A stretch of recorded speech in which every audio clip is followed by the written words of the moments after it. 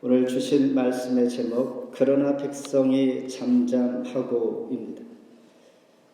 오늘 말씀을 읽은 열왕기하는 북이스라엘 아하시아와 동명이인 남유다 6번째 왕인 아하시아의 통치부터 남북 왕국의 포로기까지 비극의 300년의 역사를 다루고 있는 책이 바로 열왕기하입니다.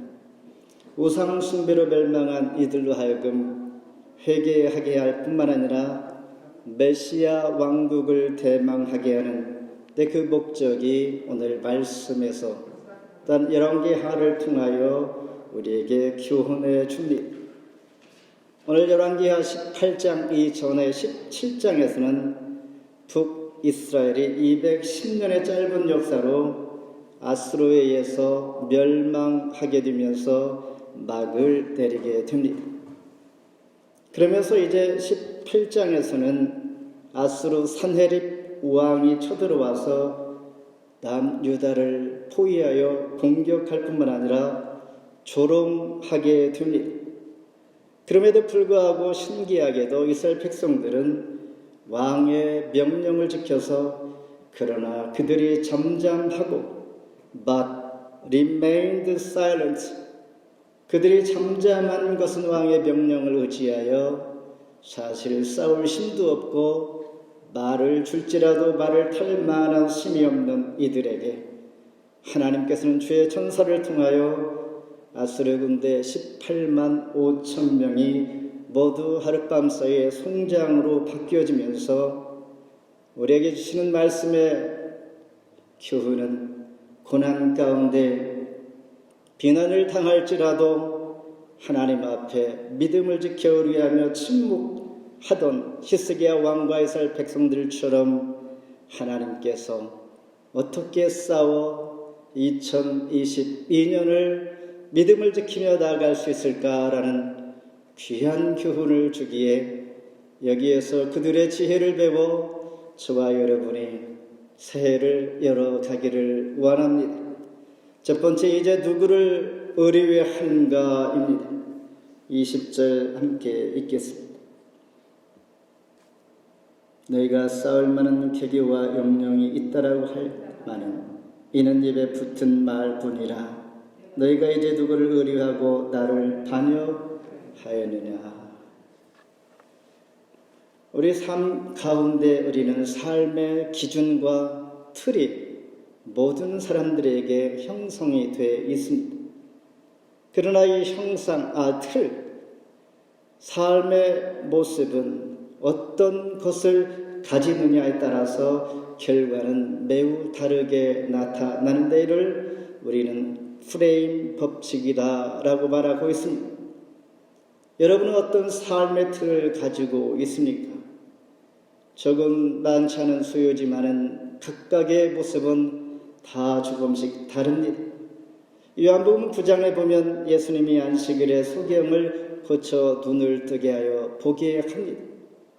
그때의 바리새인들은 이를 기뻐하기는커녕 예수님이 안식일에 병을 고쳐 주었다 하면서 비난하게 되면서 또한 눈을 뜬 소경을 통해서는 너희가 죄 때문에 소경되었지라고 하면 그들을 내어쫓는 그 모습을 바라보면서 우리가 말하기를 그들의 삶은 틀이 달라서 삶의 기준이 매우 다르다라는 것을 보면서 이 삶의 틀이 얼마나 또한 중요한지를 우리에게 잘 보여줍니다. 오늘 본문 18장에서 아수르 산헤립 왕은 그의 비서실장격인 랍삭이라는 장군을 아수르를 공격하여 그들을 다 멸망시키고 이제 급기야 남유다 예루살렘까지 포위하여 그들을 비난하며 조롱하면서 위협을 가하고 있습니다. 그러면서 오늘 본문의 이야기의 첫 구절이 19절 이렇게 말합니다. 랍사게가 그들에게 이르되 너희는 히스기야에게 말하라. 대왕 아수르의 왕의 말씀이 너희가 의뢰하는 이 의뢰가 무엇이냐? 너희 의뢰하는 이 의뢰가 무엇이냐? 이 말씀으로 시작합니다. 여러분의 의뢰는 무엇입니까? 당신의 의뢰하는 그 의뢰 누구를 신뢰하며 어떤 분을 붙잡고 올 한 해를 시작하기를 원하십니까? 오늘 이 말씀을 듣는 시스기야 왕은 25살에 남유다 왕이 되었고 그는 왕이 된 후에 젊은 나이지만은 어떻게 시작했는가? 3절을 읽으면 시스기야가 그의 조상 다윗의 모든 행위와 같이 여호와께서 보시기에 정직하게 행하였다라고 말씀하고 있습니다. 젊은 나이지만은 하나님 의지하여 믿음으로 그는 시작했습니다. 4절에 보면 산당도 제거했습니다. 우상을 숭배하는 모든 것들을 철거했다는 것입니다. 5절에는 여호와를 철저하게 그는 의지했습니다.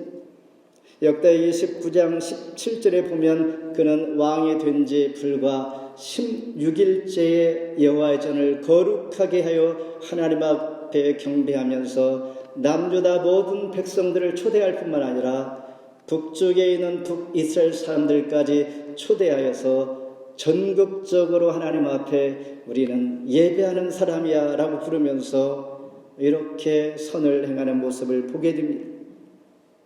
그리고 역대하 30장에 보면 잃어버렸던 유월절을 회복하고 솔로몬 이후에 가장 큰 기쁨을 회복합니다. 이와 같이 시스기야 왕은 하나님을 철저히 의뢰했다는 것입니다. 하나님 앞에 마음을 다하여 선을 행하며 말씀에 순종하면서 그는 시작했습니다. 이 말씀은 시스기야 왕의 이야기가 나의 이야기가 되어야 하는 것이죠. 저와 여러분이 2022년을 시작하면서 시스기야 왕의 시작과 같이 하나님을 철저히 신뢰하며 의뢰하며 주의 은혜를 붙들고 따라가자라는 말씀이죠. 두 번째는 대군을 거느리고 17절입니다. 함께 읽겠습니다. 아수르 왕이 다르단과 랍사리스와 랍사기로 하여금 대군을 거느리고 라게스에서부터 예루살렘으로 가서 시스기야 왕을 치게 하며 그들이 예루살렘으로 올라가니라. 그들이 올라가서 윗못 수도겟 곧 세탁자의 밭에 있는 큰 길에 이르러 서니라. 아수르 사네립 왕은 북왕국을 무너뜨리고 남유다까지 이제 점령하고자 합니다. 이 상황을 위협적으로 느꼈던 시스기야 왕은 그에게 화친 조약을 맺자고 그 조건으로 사네립 왕에게 즉 아수르의 왕에게 하나님의 창고에 있는 보물들을 다 내어주었습니다. 심지어서는 16절에 보면 아름다운 성전에 기둥 있는 금들을 다 긁어서 도금을 벗겨서 다 바치기까지 합니다. 너희가 원하는 금, 돈 다 줄 테니까 제발 우리를 위협하지 말고 우리에게 피해를 끼치지 않기를 간절히 원했던 것입니다. 그런데 당황스러운 일이 벌어집니다. 시스기야 왕 14년째 아수르 왕 산헤립은 대군을 거느리고 급기야 예루살렘까지 점령하게 됩니다. 이제는 북이스라엘처럼 멸망할 수밖에 없는 위기에 처하게 되는 그런 상황을 맞이한 시스기야 왕 위에 오른 지 한 달도 안 되어 유대와 이스라엘 큰 부흥을 일으켰던 선한 믿음의 왕. 지금 먼저 첫 번째에 시스기야 왕처럼 우리가 한 해를 시작하자라고 말씀을 드렸습니다. 하나님을 철저히 의뢰하면서 하나님 기뻐하는 자로 출발하자 그랬습니다. 시스기야 왕이 그렇게 시작했는데 어찌 된 일인지 그렇게 선으로 시작했던 왕에게 이렇게 큰 어려움이 생긴 것이죠. 선하게 살려고 하는 자에게 왜 이런 일이 일어날까라는 것입니다. 베드로전서 4장 12, 13절에 사랑하는 자들아 너희를 연단하려고 오늘 불시험을 이상한 일 당하는 것 같이 이상히 여기지 말고 오히려 너희가 그리스도의 고난에 참여하는 것으로 즐거워하라. 이는 그의 영광을 나타내실 때에 너희로 즐거워하고 기뻐하게 하려 함이라. 이 말씀이 우리에게 이해가 되어야 합니다. 선하게 한 해를 시작하려고 하는데 혹시 내일 일은 난 몰라요. 어려움이 당한다면 우리는 낙심하면서 하나님 그렇지 라고 하면서 낭망하지 마시고 선하게 시작했다면 하나님은 선으로 거두게 하시는 법이니 믿는 자도 이런 일이 있을 수 있다라고 하면서 하나님은 그럴수록 더 기뻐하면서 그 일로 인하여 하나님께 영광이요 즐거워하며 기뻐하게 하라며 말씀하셨듯이 이 말씀이 나의 것이 될 수 있도록 담대한 마음으로 잘 견뎌야 한다라는 말씀입니다. 히스기야 왕도 마찬가지로 하나님이 그의 믿음을 인정하고 성숙한 믿음으로 인도하기 위함이었습니다. 애굽의 종으로 팔려간 요셉도 그렇고 바벨론의 포로가 된 다니엘과 그의 세 친구도 그랬습니다. 하나님께서 그들과 함께 하심으로 좋은 결과 선하게 인도하시며 다니엘 같은 경우는 4개의 나라 4대 왕을 걸쳐 그는 총리로 하나님 사용하신 놀라운 일들을 지금은 보이지 않지만은 하나님께서 하시는 것을 보여주고 있는 것이죠.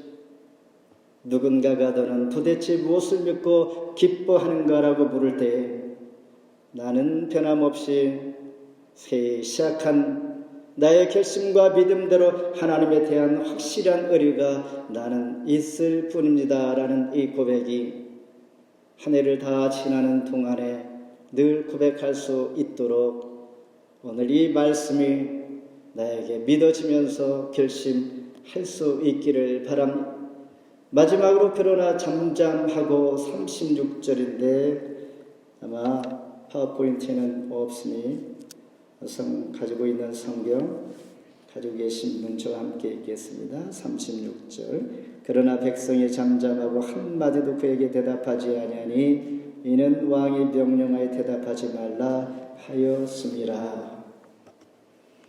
산헤립이 파견한 랍사게의 유다 백성들을 향한 위협과 조롱, 비난 아마 이런 정도가 되면 유다 백성들은 투항하고 오히려 하나님을 거부하고 불신하며 또한 때로는 분노를 터뜨리며 그들과 함께 할 뿐만 아니라 내가 믿는 하나님이 별거 아니네 할 수 있습니다. 이 상황까지 가면 우리는 진짜 믿음이 어디에 있는지 누가 믿음이 큰지를 알 수 있는 상황까지 가는 것입니다. 내일 일, 다음 달, 올 한 해 동안 어떤 일이 일어날지 모르는 저와 여러분들은 이런 상황까지 갈지라도 오늘 이 말씀을 기억하면서 이제 내가 하나님을 의지할 것인가? 이 방신을 선택할 것인가? 조롱과 비난과 오히려 자기들이 믿는 신이 최고다라고 하면서 우리를 미혹할 때에 내가 흔들리지 아니하고 내가 믿는 하나님, 삼위일체 하나님, 예수님은 하나님의 아들이시요 하나님이신 것을 나의 구주이신 것을 고백하면서 이 믿음 안에서 우리는 분명히 결정해야 할 순간들이 언제라도 누구에게나 있을 수 있습니다. 오늘 본문에서 이스라엘 백성들은 즉 유다 백성들은 이런 상황이 온 것입니다. 19절로 26절에 보면 랍사게는 예루살렘 성을 포위했습니다. 그리고 그런 큰 목소리로 히스기야와 유다 백성들의 믿음을 흔들고 있는 것입니다. 19절 읽은 것처럼 너희가 의뢰하는 것이 무엇이냐? 랍사게는 심지어 25절에 내가 어찌 여호와의 뜻이 아니고야 이제 이곳을 멸하러 올라왔겠느냐? 원수가 하나님 의지하여 너희들 치러 왔다라고 말씀하고 있는 것이죠. 그러니 어째 하나님 의지하는 자들은 원수가 하나님을 의지하여 우리를 공격하고 있으니 우리가 무엇을 잘못한 것이 있는가? 무슨 죄가 있는가? 우리가 잘못 믿는 거 아닌가? 우리가 믿는 믿음이 엉터리 아닌가라는 생각을 할 수가 있게 됩니다. 내가 어찌 여호와의 뜻이 아니고서야 미혹하는 자들은 진짜인 것처럼 요즘 우리가 살아가는 이 시대에는 정말 진짜가 가짜처럼 행동합니다. 가짜는 진짜처럼 하게 되는 것이죠.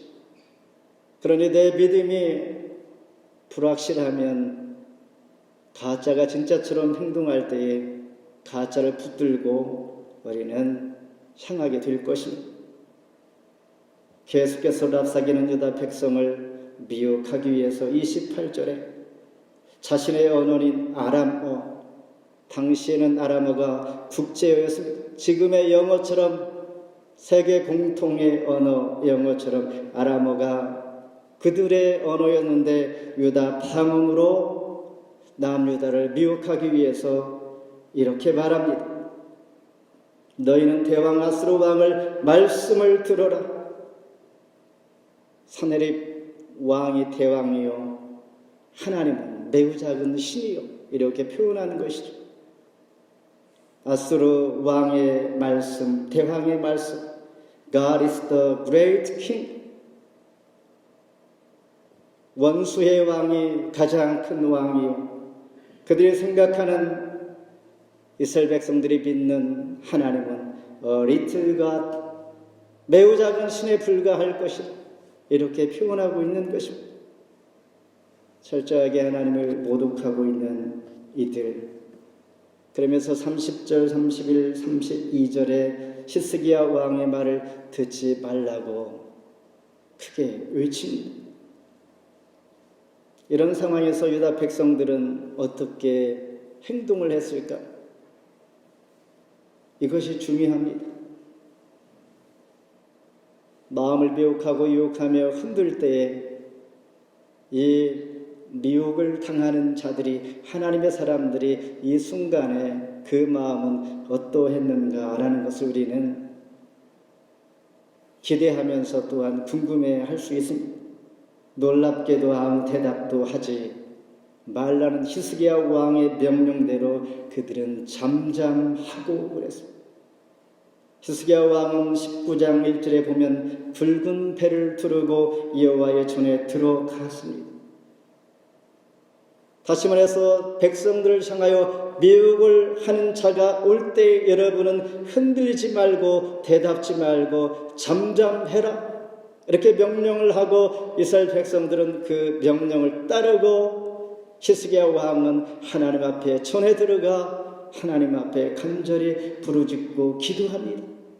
나의 모든 것을 다 바쳤음에도 불구하고 다시 그들이 쳐들어와서 공격하고 조롱하고 하나님까지 모독하니 얼마나 원망스럽겠습니까? 하나님 최선을 다했습니다. 그러면서 굵은 배를 두르고 굵은 배를 둘렀다는 얘기는 왕의 신분을 다 내려놨다는 것입니다. 왕복을 벗어제끼고 배옷을 입었다는 것, 겸손하게 슬픈 마음으로 하나님 앞에 나아가는 것이요 나의 모든 장신구, 신분과 자존심과 모든 것을 다 내려놓고 하나님 앞에 지금 선 것입니다. 그때에 곁에 있던 하나님의 사람 선지자가 이사야 선지자였습니다. 히스기야 왕이 기도한 후에 이사야 선지자가 달려와서 하나님의 음성을 듣고 왕에게 말해줍니다. 19장 33절에 보면 오던 길로 돌아가고 이성에 이르지 못하리라. 수많은 대군들이 몰려와서 침공하여 위협하는 이 상황 가운데 이사야 선지자는 하나님의 음성을 듣고 왕에게 들려주기를 그들이 오던 길로 다시 돌아갈 것이요 예루살렘 성에 도착할 수 없다라고 분명히 전해줍니다. 그러면서 벅찬 승리의 말씀을 19장 35절에 이렇게 말합니다. 이 밤에 여호와의 사자가 나와 군사 18만 5천 명을 친지라. 아침에 보니 다 성장이 되었더라. 하룻밤 사이에 전쟁이 끝나버렸습니다. 어제까지 절망의 밤이었는데 눈을 뜨고 보니까 승리의 아침을 노래할 수가 있게 된 것이 반전의 하나님이신 것을 보여줍니다. 우리의 기도 이상으로 응답해 주시는 하나님께서 고난 중 놀라운 역사를 기대하게 할 뿐만 아니라 끝까지 하나님을 의뢰하는 자에게 이런 기쁜 소식과 벅찬 승리의 감격을 노래할 수가 있게 되는 것이죠. 결론만 우리에게 바로 보여주고 다가온다면 우리는 어떠한 일이 있을지라도 인내할 수가 있겠죠. 그러나 끝이 안 보일 때가 있고 당장에 힘들고 견디기 어려울 때에 우리는 거의 10중 8구는 다 넘어갑니다. 오늘 말씀은 1년 2022년 한 해 동안 있을 수 있는 저와 여러분의 내일을 향한 하나님의 귀한 지혜를 꼭 붙들고 시작할 수 있기를 바랍니다. 말씀을 뵙습니다. 지금 내가 믿는 하나님과 예수님의 이름이 땅에 떨어질 만큼의 믿음 없는 말들이 내 입에서 튀어나올 때가 있습니다. 그런 행동과 정말 가짜처럼 살아가는 그러한 형편을 맞이할 수가 있습니다. 이런 세상에 살아가는 저와 여러분은 스스로 질문을 한번 해보아야 합니다. 예수님만이 정말 저와 여러분의 진리됨을 믿는가? 우리는 하나님 말씀에 기준하여 날마다 흔들리지 않고 설 수가 있는가? 우리는 영화나 드라마 아니면 사진 어떤 기사를 통하여 펭귄 무리를 보았을 것입니다. 펭귄 무리는 사냥을 마치고 돌아와 아마도 셀 수 없는 수천 수만의 펭귄 새끼들이 쭉 있는데 그들 틈에서 거의 들을 수가 없는 세미한 자기 새끼의 소리를 듣고 자기 새끼를 붙들고 찾아갑니다. 이것처럼 우리가 하나님을 의지하며 하나님의 은혜에 따라서 살아가는 자를 하나님께서 수많은 사람 가운데 우리가 분별할 수 없는 그 무리들 가운데 우리가 보기에는 다 비슷하고 다를 바가 없을 것 같은데 하나님 그 가운데 하나님의 음성, 하나님께서 하나님의 은혜를 쫓아 따라가는 자를 하나님 선택하고 붙잡고 하나님 찾아내는 것입니다. 분별해내는 것입니다. 그러니 하나님의 사람은 하나님의 사람을 따라가야 합니다. 하나님의 사람은 은혜의 빛을 따라가야 합니다. 그래야 할 때 과거, 현재, 장래에도 하나님의 복이 임할 줄 믿습니다. 그렇지 않은 자의 발, 세상의 수많은 소리, 우리가 매일매일 듣고 정말 무엇이 바른 것인가, 무엇이 진짜인지 혼란스러운 이 세상에서 때로는 우리는 귀머울기가 될 필요가 있습니다.